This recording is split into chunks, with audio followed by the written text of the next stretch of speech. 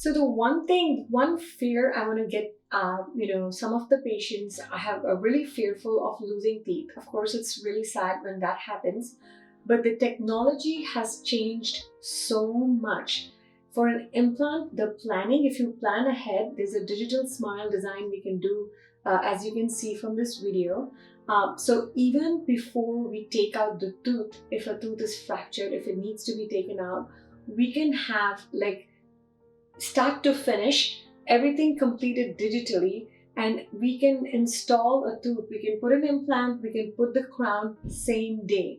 Now of course it doesn't work for everybody, but most of the times now I'm doing that procedure where I'm not sending the patients with a flipper. I'm trying to make sure that they have like a temporary crown which is sort of permanently installed till they get their permanent crown. So the patients don't have to be self-conscious about their smile. And that's really rewarding because it's devastating for them to lose their front teeth and to have a flipper which comes in and out, and so it's embarrassing. And so to take away that grief from them, it's super important.